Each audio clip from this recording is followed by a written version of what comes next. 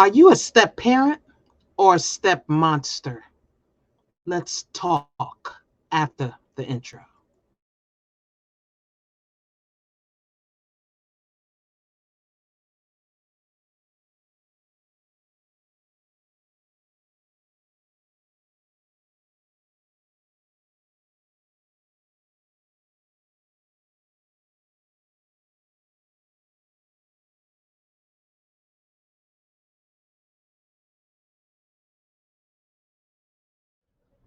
I am your poetic haiku host, Kim B. Miller, the first African American poet laureate for Prince William County, Manassas, and Manassas Park, Virginia, award winning spoken word poet, facilitator, speaker, teaching artist, author.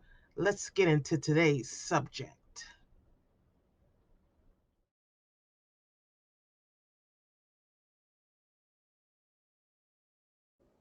Welcome to Poetically Thinking. We're not going to waste any time. Let's jump right in. So, step parent or step monster? I've been looking and hearing and been tagged in different things on different platforms regarding this subject. So, here we go. We're going straight in. You don't have the right to demand that the child who just got into your life call you mom or dad or mama or whatever the case is. They should be picking a name that they feel comfortable calling you. You don't get respect, you earn respect.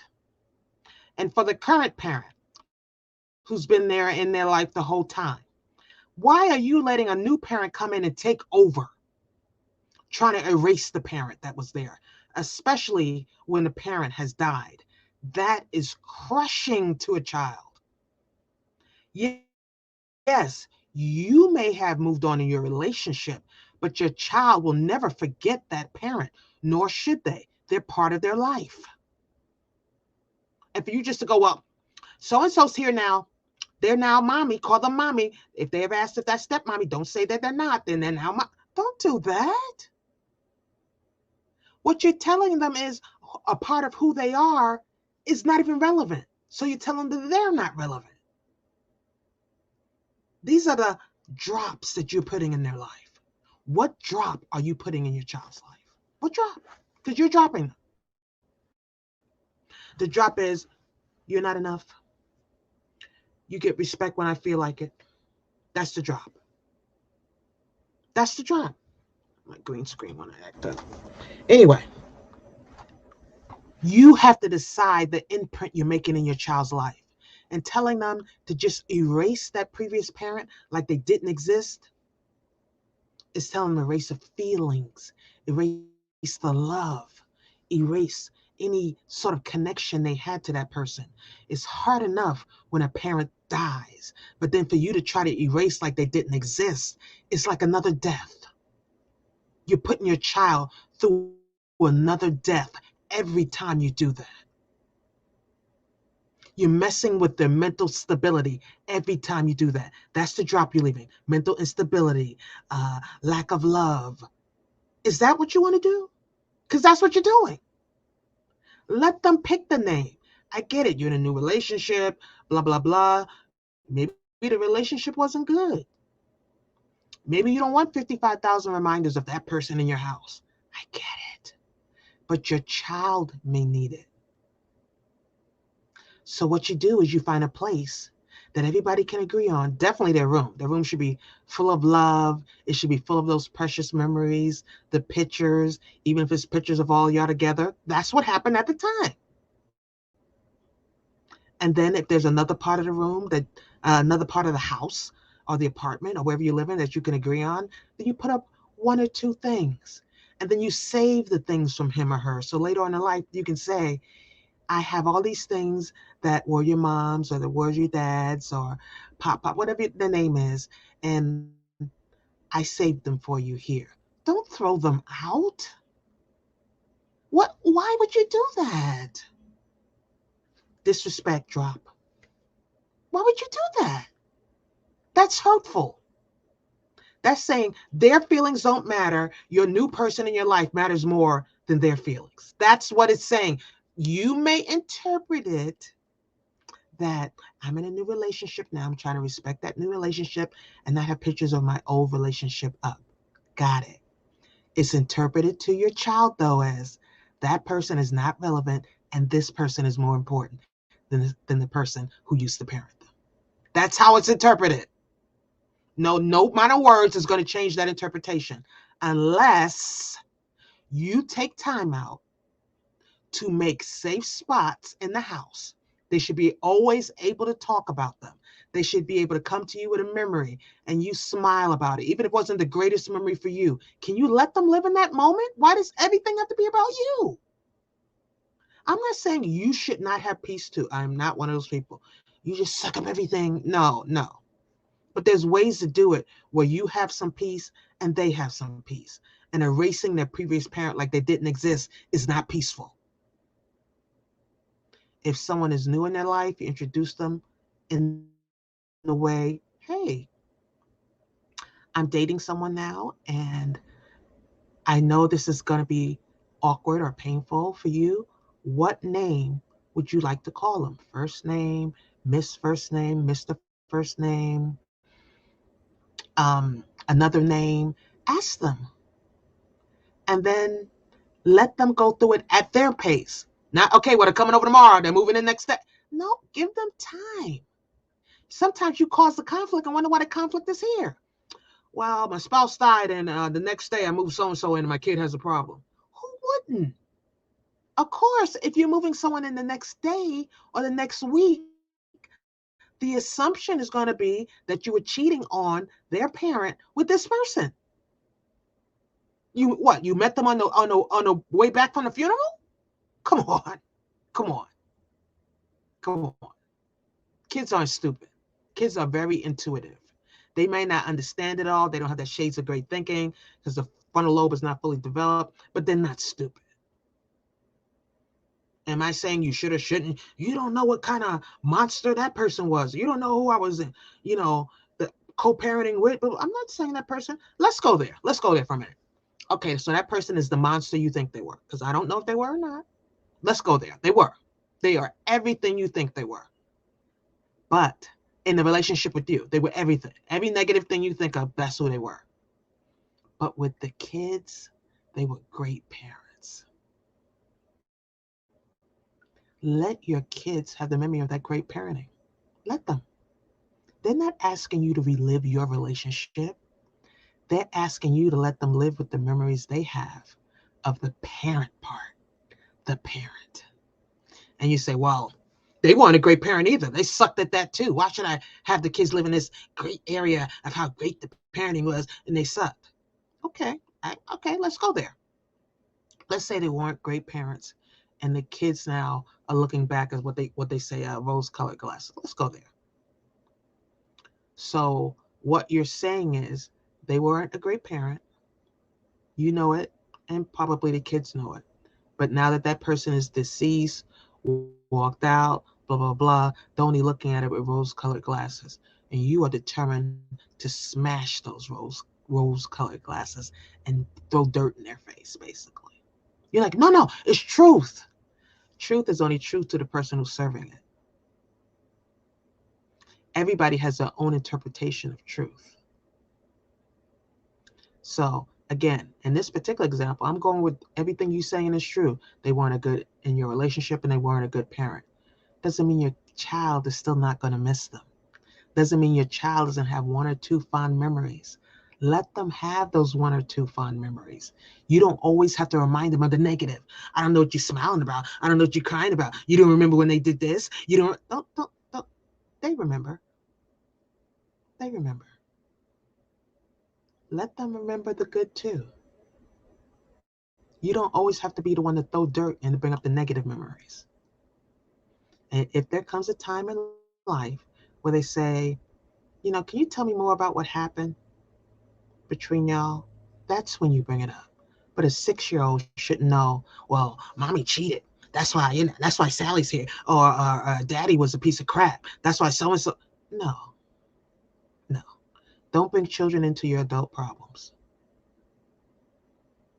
Again, Don't bring children into your adult problem. Your child is not your confidant. Your child is not your best friend. If your child is anywhere under the age of, in my opinion, 20, personally 30, they shouldn't be in your personal business. And definitely, if not, if they're single digits. A 6-year-old shouldn't know anything about your sexual relationship. And stop miss me with the, oh, that's my best. No, your child cannot be your best friend. They're your child. You have to parent.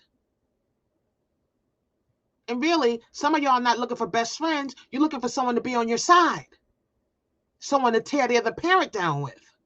You're not looking for someone to amen what you're saying. You're looking for someone to degrade. You cannot teach hate and limit its use. I'm going to say that again. You cannot teach hate and limit its use. If you teach them to hate somebody else, eventually that hate will come back on you. And some of you are wondering, how did I get here? Blah, blah, blah. Because you taught them hate. You taught them to hate so-and-so. And you thought it would never come back on you. You thought they'd never look at you and be like, so great about you. Why are you so blah, blah, blah? Why are you? And then they find out information that you have provided is not accurate. Now they're looking at you in a whole nother light. Kids will figure out things. And when they're old enough to come to you to figure out things, make sure you give an even-sided, detailed recollection of what happened. Your wrongs too. Not, I was just the perfection of perfection, and they were just mean to me. Stop. Start the conversation off with what you did wrong, what they did wrong, and what you wish you had done better. But just degrading and forcing your kid to call somebody else a name and pretending like the person who didn't exist is detrimental to your child. If no one else has told you that, let me be the first one. It's detrimental. It hurts them. Whatever your reasoning is irrelevant. It hurts them. And some of them have told you that and you ignored it. Oh, you're just being sensitive. Oh, you're just being extra. You'll come around. Blah blah. Really? They're not being sensitive. They're not being extra. They're being a human being with feelings. Whether it's divorce, death, or someone just simply walked out, never came back. Let them have whatever closure they need. For some, it'll be talking about them all the time. For others, they may not want to talk about them. Again, you know I'm a big plus positive person for counseling. But for erasure, denial is not going to do it. Pretending like the person never existed is not going to do it. It has to be discussion. It has to be something that completes the path so that they feel heard and understood. So if they say this new person in your life, because this is where it starts, you brought them in, this new person in your life wants them to call them so-and-so, and they don't want to do that, your first thought should be, you're absolutely right. What name would you like to use? How often, if they're not living in your house, are you open to going out and seeing them? Later, make sure that they're comfortable. And then you wonder why the war is. I don't understand why family, because of how you handle them getting together. You can't build something on crap and wonder why it's not strong. Step back. Look at this from their point of view. As I tell people often when they come to me with a disagreement, be their lawyer. Argue for their point. Argue for them. If you can't come up with a single argument for them, that means you're not listening to a word they said. Any decent lawyer can come up with one point after they've listened to their client in its entirety. They can come up with several points or several ways to make the client's point for them. And you as a parent should be listening clearly enough that you understand where your kid is coming from. Because if you're not doing that, you're not listening. Period. I'm not going to sugarcoat it and say, well, maybe, no, you're not listening. Somebody has to rip this Band-Aid off. Everybody's so used to talk that, nobody's talking any truth because we're worried about everybody's feelings, how everybody's going to take it. Because, if you tell someone the truth, I feel attacked. Okay, really? The truth attacked you? Is that what happened? Well, if the truth attacked you, pain is attacking your child. Pain. Don't they have some say? You say, oh, no child has no say in my house. I pay all the bill. And then when problems arise, oh, I wish I had some peace in this house. I need to find it.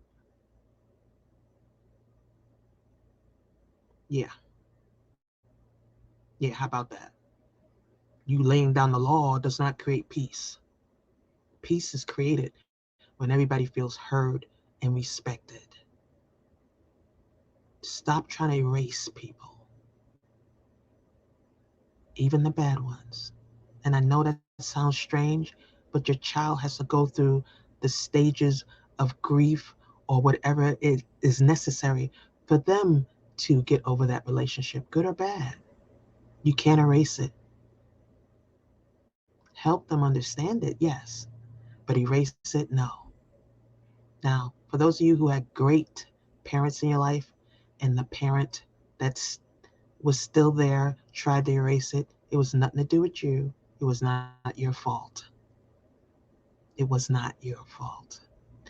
Parents make a lot of mistakes, and hopefully we can learn to do better. Please do better. Your kids need it. I'll end with this Kimism, and as always, it's not that you didn't know, it's that you know and you don't do better. Kimism. You are here to assist, to help, to improve, not to demean, bring down, demand. You want respect? Respect is earned, even with children. Don't be the step monster. Be the step parent. Don't ask them to erase who they've known. Ask them to remember who they love.